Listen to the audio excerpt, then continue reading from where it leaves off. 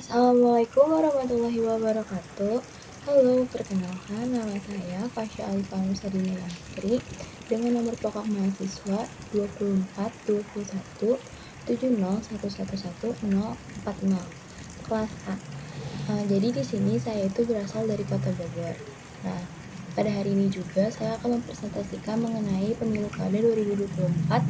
Namun pada kali ini tuh saya mau berfokus pada pilkada yang ada di daerah tempat tinggal saya, yaitu Kota Bogor. Baik, di sini saya akan menjelaskan mengenai pemilu kada 2024. Apa sih pemilu kada 2024? Pemilu adalah pemilihan umum yang merupakan sarana kedaulatan rakyat untuk memilih anggota Dewan Perwakilan Rakyat, Dewan Perwakilan Daerah, serta Presiden dan Wakil Presiden. Sedangkan pilkada merupakan pemilihan kepala daerah.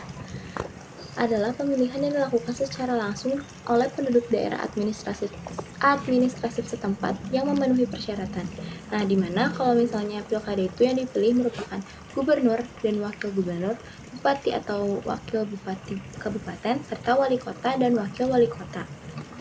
Nah, selanjutnya saya akan menjelaskan mengenai tahapan pemilu kada di daerah saya. Yang pertama, memastikan nama individu telah terdaftar dalam daftar pemilihan tetap atau DPT. Kemudian, kedua, pastikan individu telah mendapatkan formulir C6 KWK, formulir surat pemberitahuan waktu dan tempat pemungutan suara. Kemudian yang ketiga, pada hari pemungutan suara, datanglah ke TPS yang telah ditentukan di formulir C6. Kemudian yang keempat, individu akan diarahkan untuk mengisi daftar hadir. Nah, nanti tuh bakalan diminta KTP sama surat C6 tadi.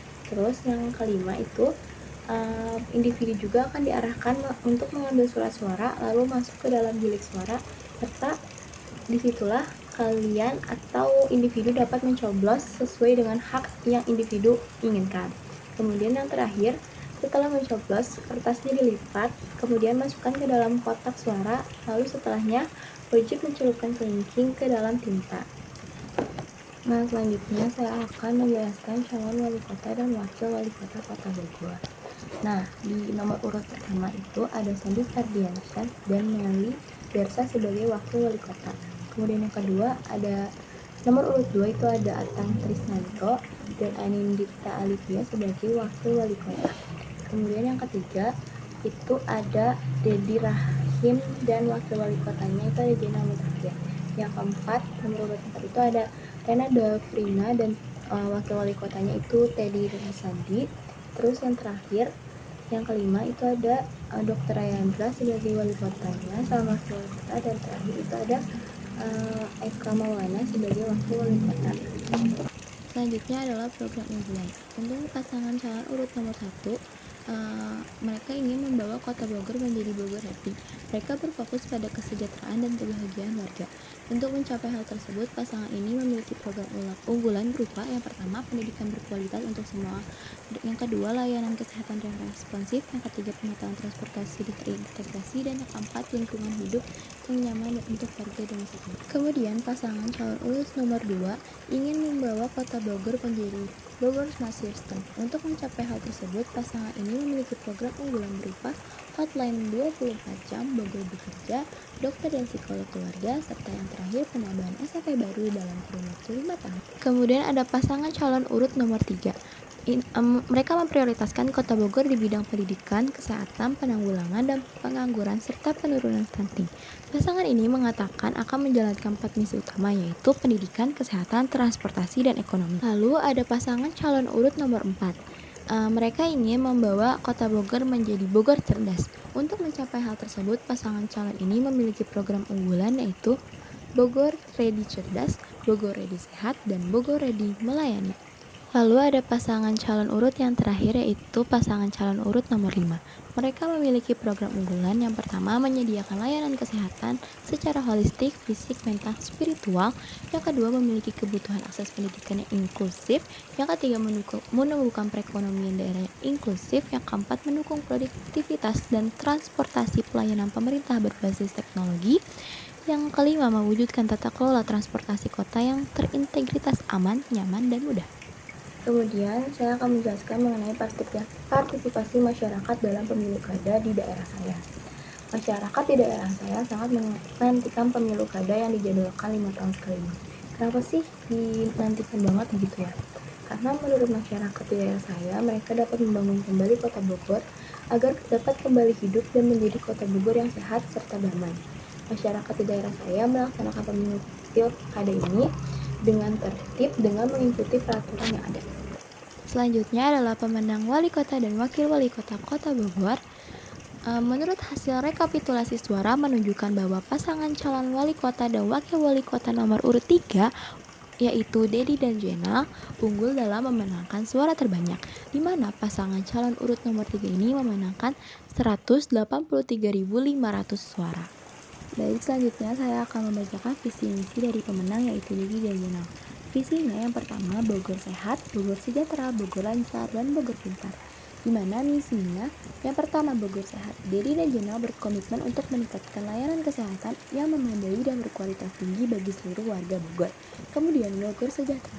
Misi ini berfokus pada peningkatan lapangan kerja berkualitas, mendorong kewirausahaan dan pengembangan industri kreatif. Kemudian yang ketiga, Bogor lancar.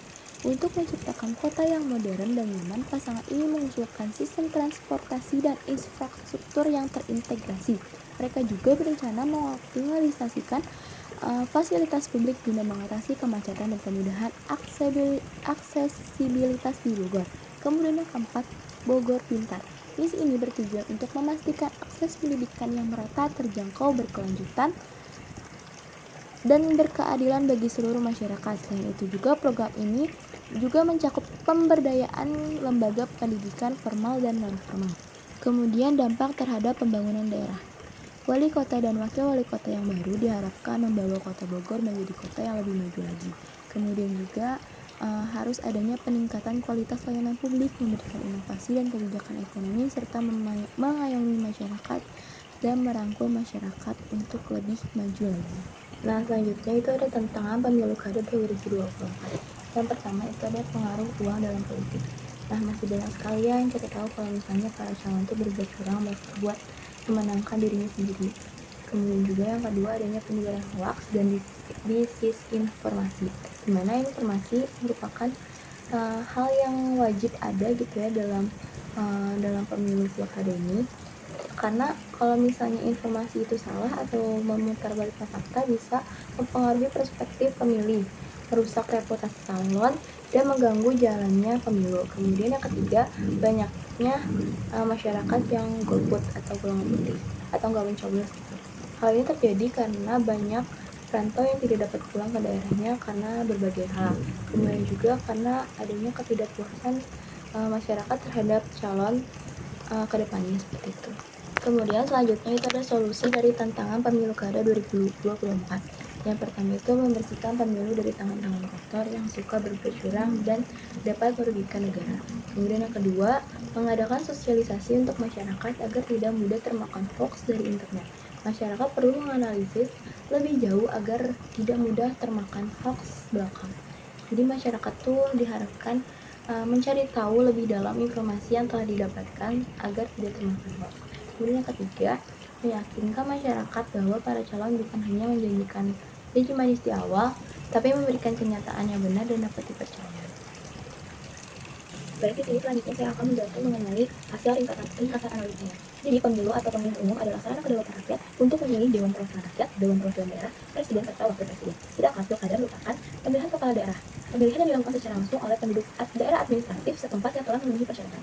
Nah, pada pilkada yang akan dipilih itu ada gubernur dan wakil gubernur, bupati dan wakil bupati, serta wali kota serta wakil wali kota. Kemudian yang diharapkan setelah adanya pemilu dan pilkada ini adalah para pemimpin yang dipilih bisa amanah dan berpihak kepada rakyat, karena dari rakyat, oleh rakyat, dan untuk rakyat.